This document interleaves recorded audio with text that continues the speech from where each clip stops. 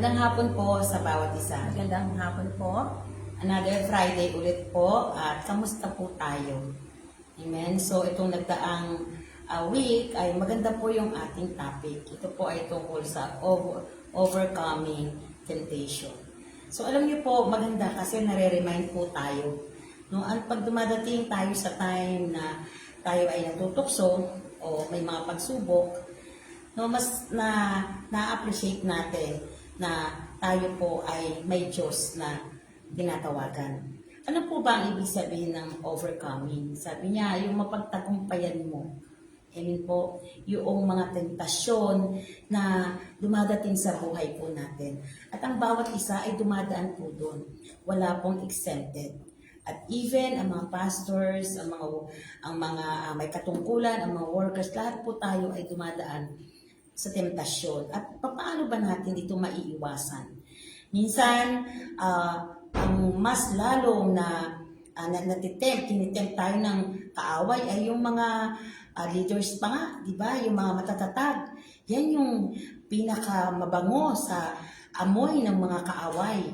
Kaya, praise the Lord, kasi nagkaroon tayo ng 12 na pinag-aralan natin at itinuro ng ating mga kapastoran.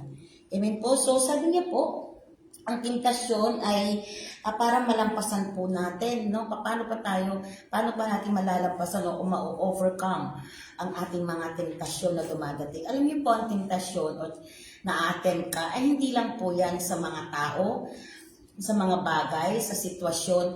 Diyan po pinapasok ng kaaway ang bawat isa sa atin. At ang tentasyon po, sabi niya, is something you want to have or to do, even though you know you should not. Mga bagay na gusto mong gawin, pero alam mong hindi dapat gawin at mali. Amen po, sabi niya, natutokso kang gawin o nadadala ka na ito ay gawin kahit alam mong ito ay mali. Ang demonyo ay mas puso siya sa mga taong alam niyang madaling tuksohin. At yung mga Kristiyanong maayos, yan po ang madalas na natutokso. E di lalo na po yung mga nagpapabaya. Amen po. So sabi niya sa number 1, sa 12 na ating pinag-aralan itong week na to, submit to God.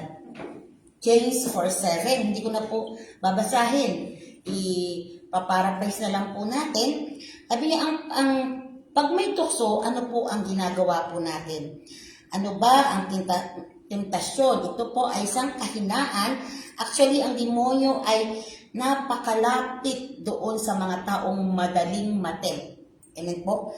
So sabi niya, katulad po sa mga, isa sa example po natin, no, paulit-ulit po na sinabi sa atin ng ating kapastoran, paano ba si Haring Solomon na from the start ay maayos naman siya? Amen po? At ang napakaganda nga po na kinalugtan siya ng Diyos nung sinabi yan, ang gusto niya ay hindi ang kayamanan, kundi ang karunungan.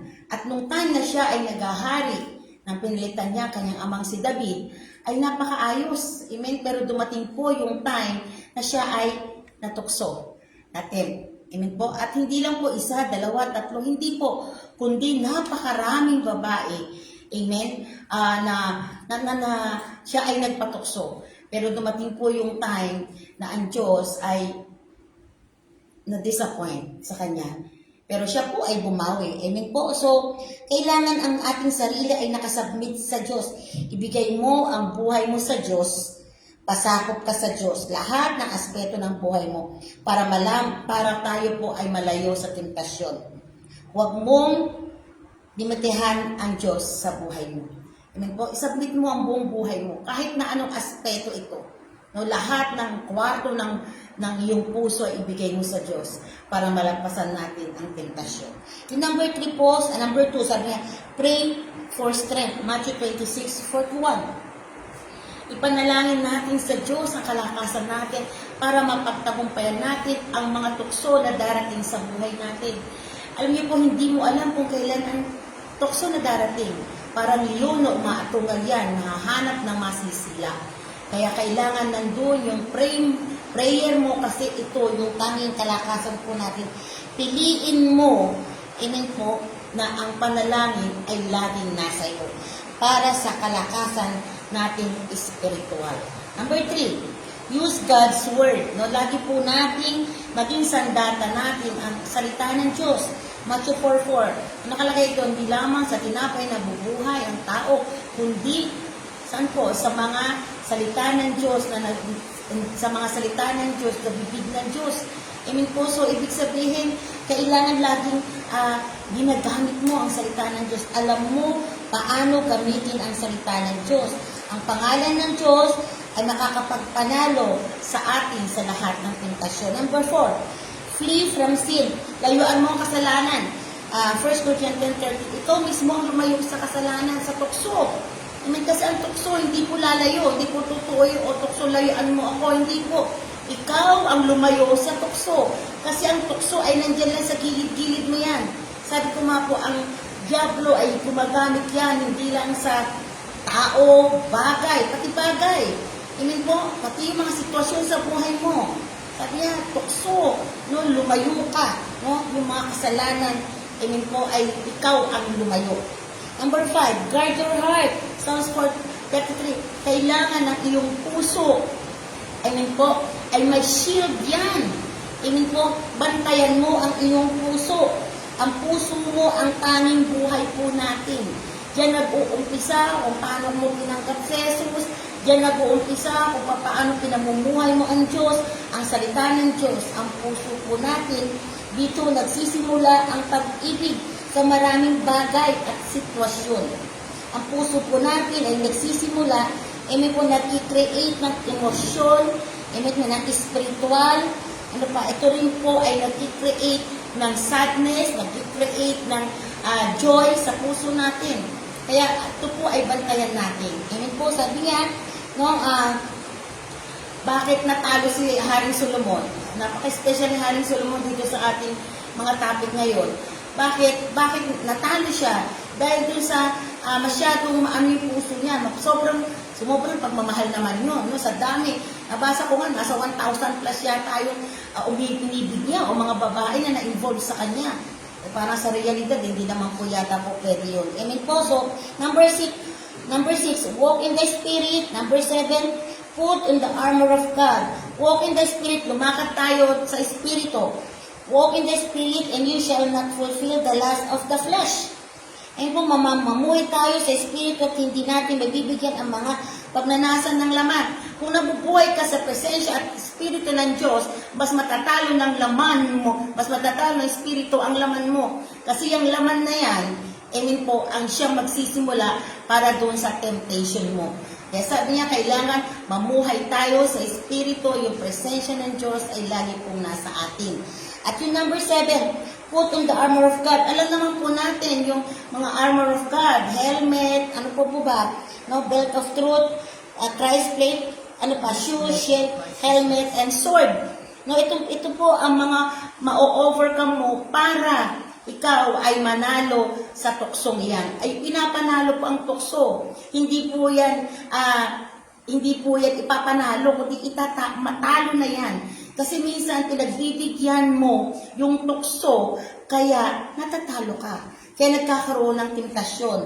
Amen po. So number 8, avoid bad influence. Yung mga kasama po natin, tignan po natin, sino ba yung mga kasama mo? Diba? Sino ba yung sinasamahan mo? Sino ba yung kaibigan mo? Yan magsisimula minsan kung ano yung ginagawa ng kaibigan mo, malamang gagawin mo din. Bakit? Friends forever kayo. So mas maganda na ang kaibigan natin ay nasa simbahan. Mas maganda ang kaibigan natin ay may Diyos. Amen po, may Diyos na katulad mo. Amen po, kasi kung ang lagi mong kasama, kahit maka-Diyos ka, o lagi kang nasa church, pero ang lagi mong kasama ay hindi katulad mo, darating ang time, magiging katulad ka na rin nila. Yun lang, kung ikaw sana ang siyang madala, ang masakit po yung ikaw ang siyang madala. Amen? So, check your friends, no? Check your best friend. Amen? Sino ba yung best friend mo? Sino ba yung lagi mong kasama? Sino ba yung kakwentuhan mo? Amen? So, ikaw ang magdala at hindi ikaw ang madala. Number 9, keep your atang pure, no? Sabi, panatilihin natin, malinis, pure ang ating pag-iisip. Malinis dapat ang ating pag-iisip. Ang gusto ng Diyos ay yung isip na malinis. Amen? Huwag po tayo mag-entertain ng mga bagay sa isipan, espiritu natin na makakadahilan para ikaw ay magkaroon ng temptation. No? Linisin mo yung isipan mo. Amen? Maging maka-Diyos ang pag-iisip po natin. Huwag po laging negative. Sabi nga nila, napaka-nega naman. Amen? So, lahat ng bagay kailangan malinis. Huwag mong pag-isipan ng masama yung kapwa mo. Amen? Huwag mong pag-isipan yung masama yung laging kasama mo. No, yung sabi nga nila, minsan, yung tiwala nawawala. No? Sabi niya, may issue of trust ka. Amen. Minsan, nahirapan ka magtiwala, huwag pong ganun. No, maging malinis po yung ating isipan. Para yung tukso ay hindi. Kasi pag may nabutasan po tayo, talagang papasok ang tukso, mga kapatid. Okay po, number 10. Seek accountability, Ecclesiastes 4, verse 9 and 10. No, seek, hanapin mo. Ito po ay pananagutan natin. Number 11, remember God's faithfulness. At number 12, trust God deliverance. Okay po? Remember, sabi God's faithful. Lagi mo alalahanin ang katapatan ng Diyos. Amen? Para yung tukso ay hindi po na mapagtagumpayan. Trust God's deliverance. Magtiwala tayo sa Diyos na tayo ay namalaya na. Amen, sa kasalanan. So, wag mong entertainin yung mga kasalanang alam mo na bigay yan ng tukso. Lahat po ng nabanggit ng ating mga kapastoran ay para tayo po ay lumago. At sana po ang lahat ng ito ay mapagtagumpayan natin. Darating at darating. Sino po ba sa Bible ang madalas na nagkaroon ng mga problema na ganyan? Si Solomon, si Adan at si Eva. Paano ba nagkasala si Eva at si Adan? Diba sa panunokso ng ahas? So, sino ba yung ahas? Amen, yun yung simula kung paano natukso si Eva at itong si Eva at ganoon din kay Adan. So, alam niyo po, marami pong bagay tayo na dapat na isaalang-alang. Amen po, sabi ko nga po, maraming ahas. Amen, maraming tukso ang lalapit sa atin. Amen, pero ang kailangan po ay, ito lamang po, gusto ko pong i-share sa inyo ito, yung basic lang po para malayo tayo sa kasalanan. At ang pinaka-basics po natin, amen, first, amen po, yung kailangan alam mo kung sino yung Diyos na tinanggap mo. Number 1, kailangan mong manalangin everyday. Number 2, kailangan mong magbasa ng salita ng Diyos. Number 3, kailangan mong umattend sa gawain every Sunday, makihalubilo ka na activities sa church. Wednesday, Saturday, Friday, o anong araw yung prayer mo, nandun ka. Yung camping, dapat kasama ka. Dapat kasama ka sa soul winning, sa PS. Makika-operate ka sa iyong simbahan. Yan ang isa sa dahilan para malayo ka sa tukso, sa tentasyon. Kasi kung lagi kang nandun sa mundo, lagi ka dun sa sa bakuran ng Diyos, malamang, ikaw ay madadala nila. Unless na ikaw ang madala. Ang tukso po ay nandiyan lang sa tabi mo. Tingnan mo yung katabi mo. Baka nandiyan lamang siya. Amen? So, maging aware po tayo. Amen? Tignan mo kung ano yung ikalalago mo. Hindi yung ikababaksak mo. Dadaan ka sa tukso. Pero kailangan may panalo po natin. Amen? Ipanalo mo yan, kapatid. Kasi ang Diyos ay darating na soon. Amen po? So, sana po ay marami tayong natutunan this week. Ito lamang po at magandang gabi po. Ito po si Pastora Ed.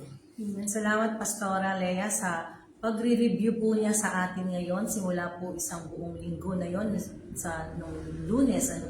Nawa po ay marami po tayong narinig at napaalala po para sa atin. At na-encourage po tayo how to overcome temptation sa buhay po natin. So, yun po yung ating mga narinig na ni-review po sa atin. Nawa po ay naitanim sa ating spirito. At ngayon nga po sa ating pananalangin ay patuloy po natin tingnan ano po ba talaga itong temptation na ito. Sa Bible po, sa meaning po nito sa Bible, the word temptation primarily, sabi niya, denotes a trial in which man has a free choice of being faithful and unfaithful to God. Biblical context po nito, refers to the enticement or invitation to sin. Often presented as a test of your faith and obedience to God. Ano po? Sabi niya po rito, it is a common experience for all humans and it involves the struggle between the desires of flesh and the will of God. Ang temptation po o ang tukso ay hindi po tayo excuse. Ano po? Bakit po? Dahil nandito pa po tayo sa mundo. Kaya nga po, panapaalala sa atin, ano po, na ito daw po ay choice mo. Pagpili kung magiging faithful ka o unfaithful ka sa Panginoon. At ito ay, tukso ay isang imbitasyon sa kasalanan. At makikita po rito na matitest po tayo sa magitan ng ating pananampalataya at sa pagsunod po natin sa ating Panginoon. At kasama po dito yung struggle natin, talaga yung sinasabi nga po sa mga napag-aralan din natin sa isang buong linggo, yung desires of flesh at saka yung will ni Lord. Kung nasaan mas matimbang para sa'yo.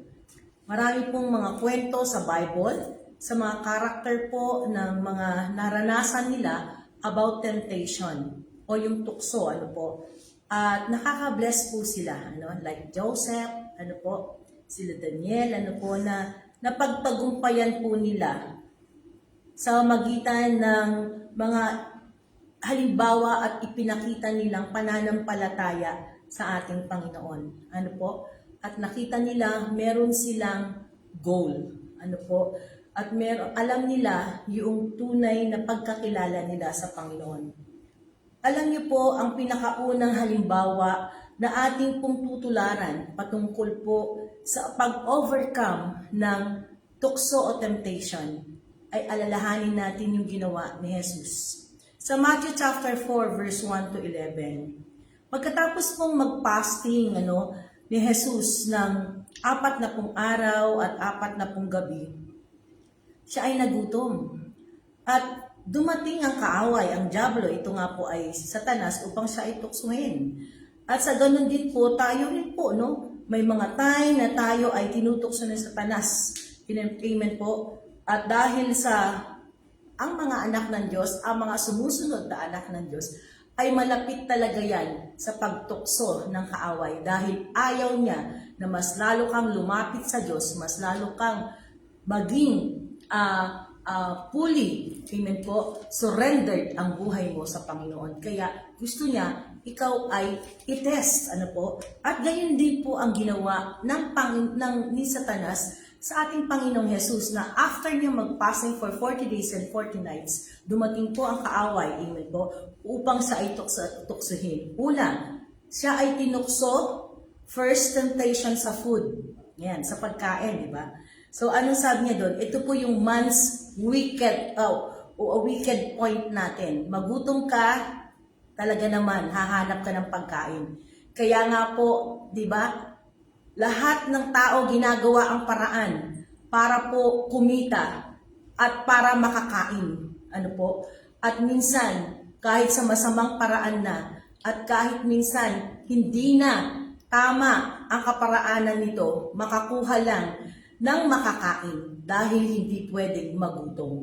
Amen po, o maghirap. Wicked point po natin to, di ba? Pero anong sabi niya po dun sa verse 3 ng chapter 4? Sabi niya dito, kung ikaw ay anak ng Diyos, ito po yung panunukso ng Satanas, ipag-utos mo sa batong ito na maging tinapay. Sumagot si Jesus, ang sabi niya, nasusulat, hindi sa tinapay lamang nabubuhay ang tao, kundi sa bawat salitang lumalabas sa bibig ng Diyos. Ang mga salita ng Diyos ang magbibigay sa atin ng mga pagtibay at pangako na kung ang mga ibon, ang mga hayop sa himpapawid ay hindi pinababayaan ng Diyos, tayo pa kaya? At sabi niya ganon, lahat ng sources ay sa akin. Philippians 4:19, my God shall supply all our needs according to His riches and glory through His word na siyang magbibigay ng pananampalataya sa atin. Amin po. hindi kanya pababayaan, hindi ka magugutom. Kaya nga hindi lamang sa tinapay nabubuhay ang tao, kundi sa mga pangako ng Diyos na maaring tayuan at panampalatayaan ng mga tao. Pangalawang test na ginawa po sa kanya as a temptation na tinukso ng kaaway is yung Jesus test God's power. Doon sa verse 6, sabi niya ganun, kung ikaw, ang anak ng Diyos, sabi ng kaaway, magpatihulog ka, sapagkat nasusulat, siya ay magbibilin sa kanyang mga anghel tungkol sa iyo, at aalalayan ka ng kanilang mga kamay, baka matisod ka ng iyong paa sa isang bato. Sumagot ang Panginoong Yesus, ang sabi niya, kaya maganda po sa English, kaya nilagay ko sa English, verse 7 sa NIV, do not put the Lord your God to the test. Hindi po natin pwedeng i-test ano po ang Panginoon. Hindi natin pwedeng subukan ang Diyos sapagkat siya ang lumikha ng lahat ng bagay, ng lahat ng mundo at even tayo, siya ang lumikha. Kaya sabi niya, huwag mong subukan ang kapangyarihan ng Diyos at dahil ang kapangyarihan ng Diyos, amen po, ay siyang naglikha sa lahat ng kung anumang meron ngayon dito sa mundo. Amen po. Number 3 na tinukso siya ng kaaway, sabi niya, sige, yung offer to given them all the wealth and glory to this earth if he serves Satan. Sabi niya sa verse 9 ng chapter 4 ng Mateo, lahat ng mga bagay na ito, ibibigay ko sa iyo, kung ikaw ay magpapatira pa at sasambahin ako. At sabi ni Jesus sa verse 10, humayo ka, Satanas, sapagkat nasusulat sa Panginoon ng mong Diyos sasamba ka at siya lamang ang iyong paglilingkuran. Amen po. Napagtagumpayan ni Jesus lahat ng panunukso ni Satanas. At ay pinakita niya din sa atin ang matagumpay. Amen po. Na sa lahat ng panunukso niya ay nandoon po na ang kaaway ay kahit kailan hindi mananalo kung alam mong siyang labanan. Amen po. At may command po sa atin ang Panginoon how to overcome. Nabanggit na naman na po sa isang buong linggo at nireview sa atin. Pero ano ba ito?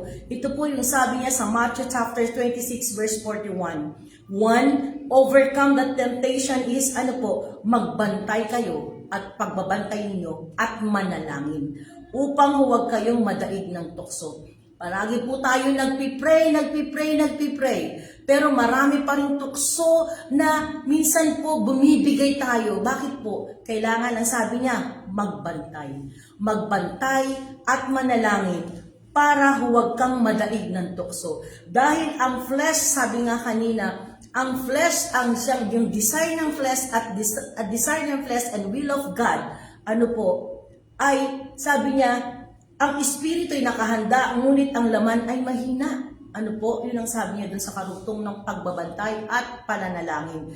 Dahil magkaaway ang dalawang yan, yung gawa ng flesh at will ni Lord. So, nasa sayo ang choice, sabi niya, kung being faithful ka or unfaithful to God. Amen po. Kaya nga sabi niya, sa Matthew 6:13, sinabi ni Jesus sa kanyang mga disipulo, at huwag mo kaming ihatid sa tukso, kundi iligtas mo kami sa masama, sapagkat iyo ang kaharian, ang kapangyarihan, at ang kaluwalhatian magpakailanman. Sabi niya sa English, and lead us not into temptation, but deliver us from the evil one.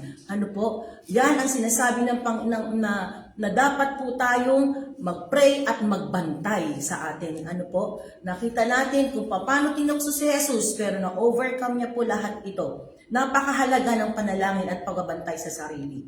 Amen po. Ito ang paraan upang makuha natin ang tulong sa atin na ma-overcome ang temptation. Pangalawa, sinabi na rin po sa atin to, scripture ay yung salita ng Panginoon. Sa Psalms 119 verse 11, sabi niya, I have hidden your word in my heart, that I might not sin against you. Apply po natin ang salita ng Diyos. Amen po sa buhay natin. Tayuan, lakaran, ito ang liwanag at tungkod natin sa ating mga daraanan.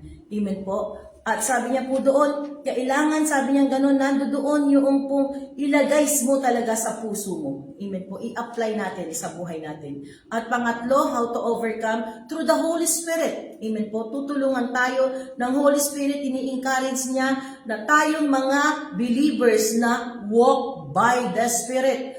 para ang kapangyarihan ay ng Panginoon na tayo ay merong kapangyarihan na mapalayas talaga ang gusto at gawa ng kaaway sa ating mga laman.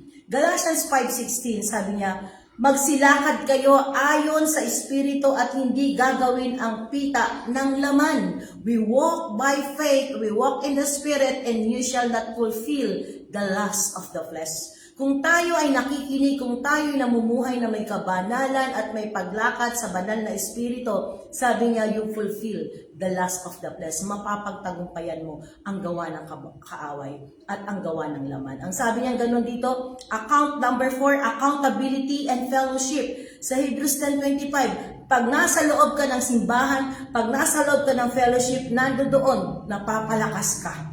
Amen po. Ayan ang sinabi niya sa Hebrews 10:25, napapalakas ka, nagpapalakasan kayo sa isa't isa, at nalalapit ang isa't isa nailalapit ang isa't isa sa Panginoon. Amen po. So yan ang mga dapat po natin gawin upang ma-overcome po natin ang temptation. And sabi niya, number 5, umiwas, layuan natin ang tukso. Fleeing from temptation. Wala pang pagsubok na binigay sa atin ng Diyos na hindi po natin mapapagtagumpayan. Sa halip, pagdating po ng pagsubok, ibibigay niya yung lakas sa atin upang mapagtagumpayan po natin. Last verse po, sabi niya sa James 1, chapter 2-4. Amen po. Minsan po kasi may purpose minsan ang Diyos kung bakit natin nararanasan ang mga tukso na ito at mga temptation na to.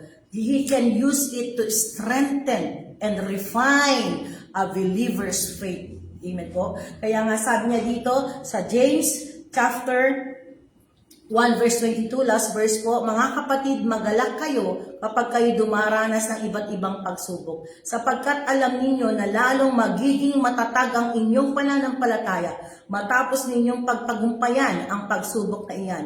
At dapat kayong magpakatatag hanggang wakas upang kayo'y maging ganap at walang pagkukulang. Kaya nga po, kailangan tayong manampalataya at pagtagumpayan ang mga pagsubok na dumarating sa atin o any temptation na dumadating sa atin. Manalangin tayo, yung scripture po, yung word of God, amen po, and walk by the Holy Spirit, amen po, and maging laman tayo ng simbahan, amen po, at tayo po ay accountable doon sa fellowship po natin at imuiwas po talaga tayo at layuan po natin ang tukso. Amen po.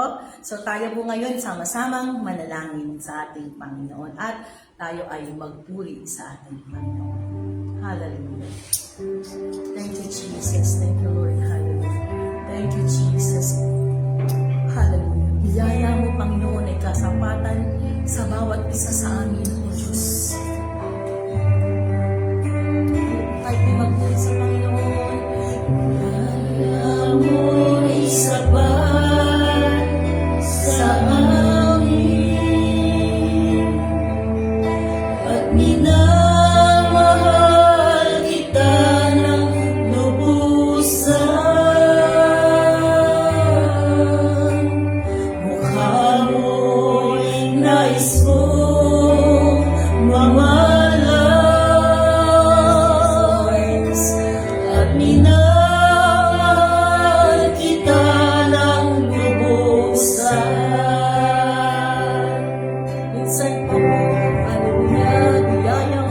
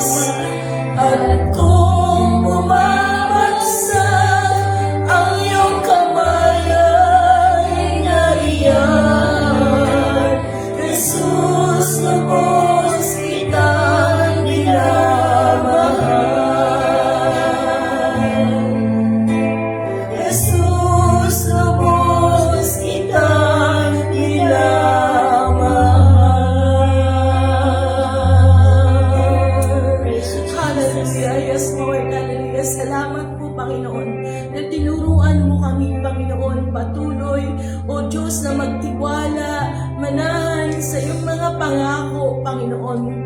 At dumating man, O Diyos, sa mga pagsubok, Panginoon, ang mga tukso, Father God, hallelujah, nandoon, Panginoon, O Diyos, yung kalakasan na binibigay mo sa amin dahil tinuruan mo kaming manalig sa iyo.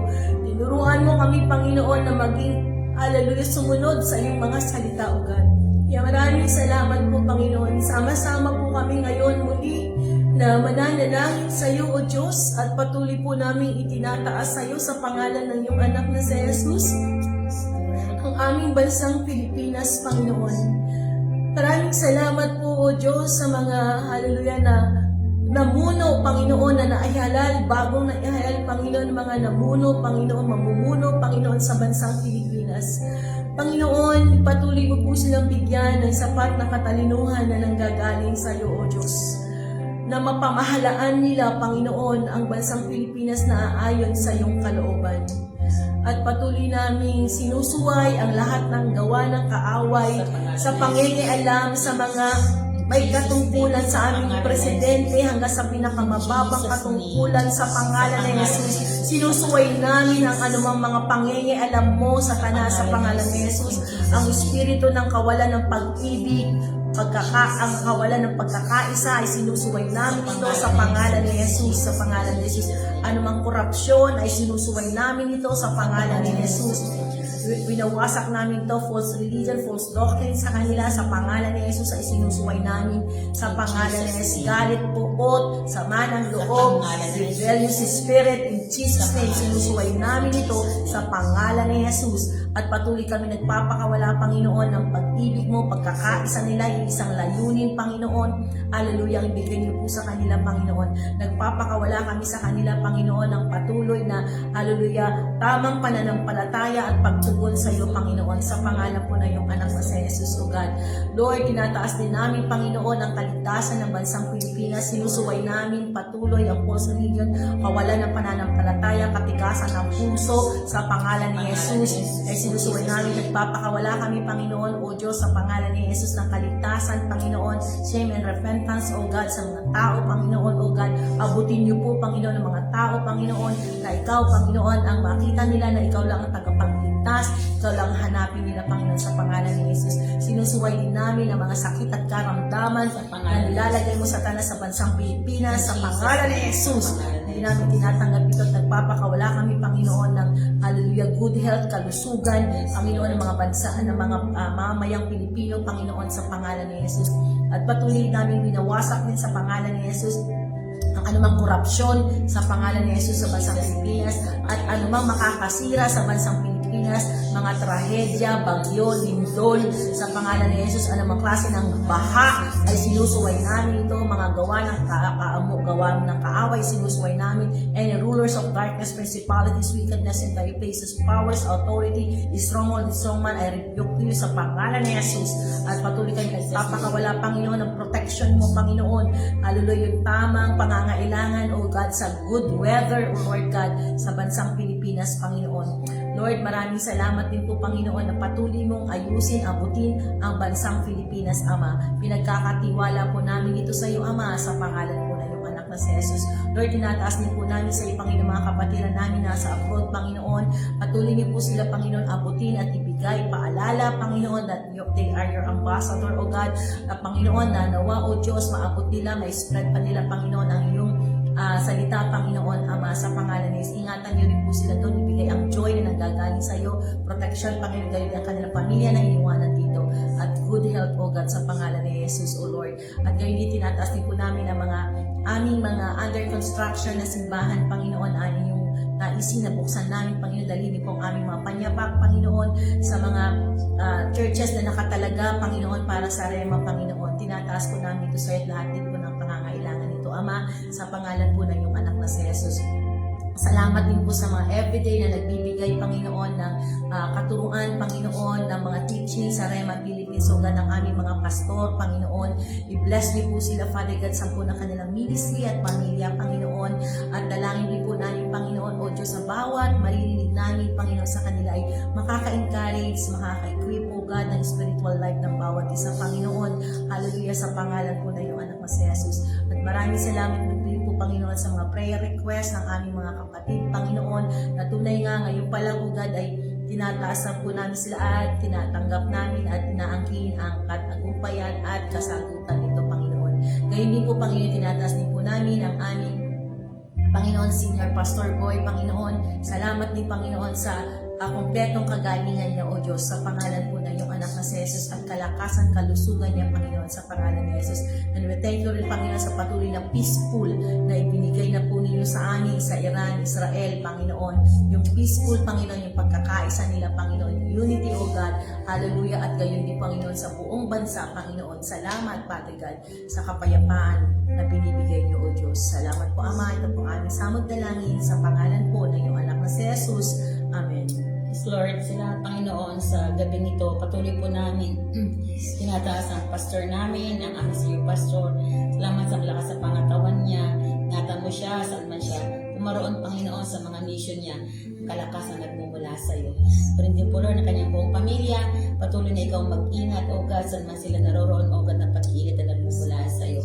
Pero din po, Lord, tinataas namin ang aming mga leaders. Patuloy mo, Panginoon, na ibigay ang mga revelations, O God, wisdom, Panginoon, upang maayos, Panginoon, upang yung pagpapalakad, Panginoon, sa simbahang ito, O God, na pinagkatiwala mo, O God, ay mabuo at magkaroon ng maayos, Panginoon, O God, na mga policies and rules.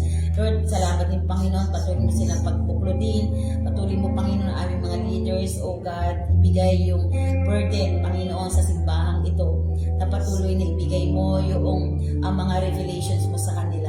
Patuloy mo ibigay yung pag-ibig, pagkakaisa, na pinakakawalan po, unity, na pinakakawalan po namin.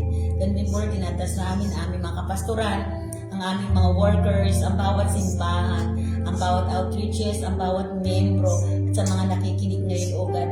Patuloy namin, Lord, na tinataas sa'yo, nakikita mo ang kanilang buhay, nakikita mo ang mga sitwasyon ng bawat isa. Lord, hindi maiklang yung kamay para hindi ito tugunin, Panginoon, O God. Lord, ingatan mo ang aming mga pastors, mga workers, O God, na patuloy na nagbibigay sa iyo, Panginoon, O God. Lord, ng buhay nila, O God. Ingatan mo, ibigay mo yung mga pangangailangan nila, yung mga personal na pangangailangan nila, yung desire ng puso nila, O God. At lalo pa, O God, yung burden sa mga kaluluwa, sa mga pinagkatiwala mo sa mga pastors, sa mga workers, O God. Patuloy mo, Panginoon, na ibigay yung joy sa paglilingkod, enthusiasm na paglilingkod, O God. May times, Lord, nagkakaroon sila ng mga problema. Lord, ikaw yung kasagutan. Yung time na nalulungkot sila, ikaw yung joy. Sa time, Panginoon, na kailangan nila, Panginoon, O God, ng tatay, ikaw yung tatay nila. Lord, salamat. Patuloy mo silang ingatan sa lahat ng takbuhin nila. Saan man sila dumako, pumaroon, O God, ang pag-iingat na nagmumula sa iyo. Maging, Panginoon, ang mga pamilya, O God, na iniwanan nila. Lord, ang pangangailangan ng kanilang buong pamilya. Lord, ikaw yung God of provider, O God. Pakilala ka sa bawat pamilya, Panginoon, na nagbigay ng buhay para sa iyo, O God. Lord, salamat, Panginoon, kasi nandiyan ka na palagi, O God, na tumutugon sa kanilang mga panalangin. At Lord, ganun din po, Lord, tinataas namin ang bawat outreaches, ang bawat miyembro, Panginoon. Lord, tinawag mo kami sa bawat simbahan upang, Lord, maibigay, O God, magamit, Panginoon, sa iyong ubasan. Lord, ibigay mo ang burden pa sa bawat isa sa amin, Panginoon. Lord, yung maglilingkod, Panginoon, na nakatugon, O God, sa iyo, O God. Nakatingin sa iyo, Panginoon. Lord, yung bigatin, O God, na maibalik, Panginoon, O God. Lord, maibigay yung kaligtasan, Panginoon. Gamitin mo ang bawat miyembro, ang bawat simbahan, Panginoon, ng Rema, O God. At ganito yung po, Lord, salamat sa marami pang bubuksan ng mga simbahan, O God. Lord, i-provide mo mga pangangailangan ng aming simbahan. Magmula sa renta, sa mga allowances, at sa mga iba pang mga pangangailangan ng aming simbahan. Lord, tapat ang iyong pangako sa Philippians 4:19, O God. Ikaw din, Lord, ang aming Jehovah Jireh. Wala kaming nalalapitan malimang ikaw, Panginoon, O God. Salamat, Panginoon, sa patuloy na nagbibigay, O God, ng pagpapala na nanggagaling sa iyo, Panginoon. Lord, salamat sa mga tao na nagiging channel, Lord, para sa gawain ito, O God. Ganun din po, Lord, tinataas namin ang nalalapit naming camping, Panginoon. first week of August. Lord, salamat sa lugar na yan. Salamat, Lord, na patuloy mo, Panginoon, na pagbuklodin mo kami sa isang lugar, O God. Sa pangalan ni Jesus, Satanas, winawasak ka namin. Lahat ng paghadlang mo sa lugar na yan ay hinawasak namin, hindi namin ito pinapahintulutan sa pangalan ni Jesus. Ito nagpapakawala kami, O God. Kalooban mo ang siyang maganap, Panginoon. Lord, salamat sa lugar na yan kung saan kami ay magpupuri at magpapasalamat sa iyo. Salamat sa mga gagamitin namin sa pinansyal, sa mga sasakyan, sa mga registration, Panginoon. Higit sa lahat, salamat sa mga bagong kaluluwa, Lord, sa mga bagong miyembro, Lord, na makakakilala sa iyo, O God, sa camping na yan. Ayaw mo i-prepare mo mga puso nila ngayon pa lang, O God. Ganun din po, Lord, salamat sa maraming mga bagong workers, O God. Mga bagong pastor, Panginoon. Salamat, Panginoon, sa mga bagong workers na magtatalaga ng buhay nila. Ngayon pa lang, Panginoon, kausapin mo, Panginoon, mga workers na yan, Lord, na magbibigay ng buhay nila. Lord, salamat, Panginoon. Alam namin, O God, na patuloy mo kami gagabayan ang aming simbahan, Panginoon. Patuloy mo kami, Panginoon, na pagbublutin ng iyong pag-ibig, pagsama-sama, Panginoon, sa isang layunin mo, Panginoon, sa lugar na to. Panginoon, sa simbahan na to, O God. Salamat, Panginoon. Dalangin namin ito at itinataas namin sa iyo. Maraming salamat, Ama. Ito po ang aming samang dalangin sa pangalan ng Jesus. Amen. Tayo po'y muling magpuri sa ating Panginoon. Ikaw, Panginoon, ang aming kalakasan ng Diyos. Hallelujah. Ikaw ang kalakasan namin. Malalapitan ang kaligayahan. Dumating man ang pagsubok,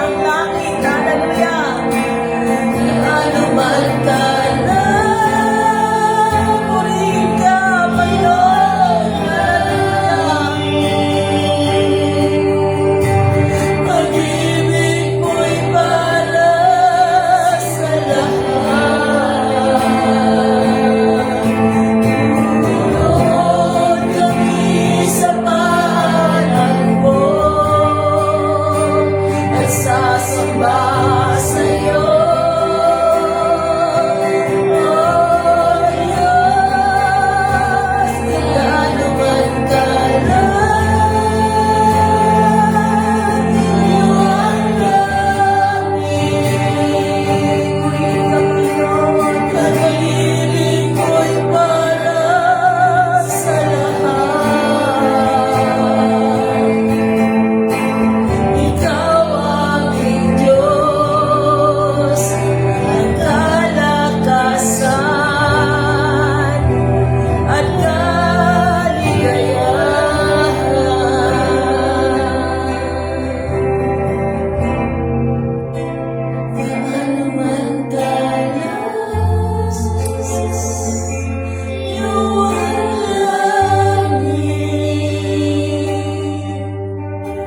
Pag-ibig mo'y para sa lahat. Lord, kami sa paanan mo at sasamba sa'yo. O Diyos, gaano man kalas,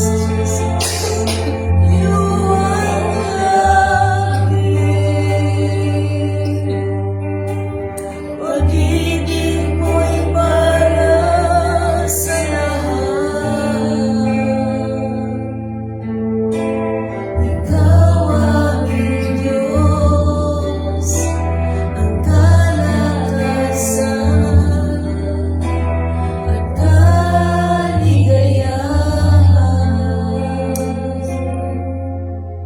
Hallelujah. Panginoon, maraming salamat po, O Diyos. Tunay nga na Ikaw ang aming kalakasan. Ikaw, Panginoon, ang aming kasiyahan, O Diyos. Maraming salamat po, Panginoon, sa aming mga napanalangin. Salamat din pa pagsama mo po sa amin. Dalangin po namin ngayon pa lang ay nagpapasalamat na po kami na ang kita ang kasagutan sa lahat ng aming mga napanalangin.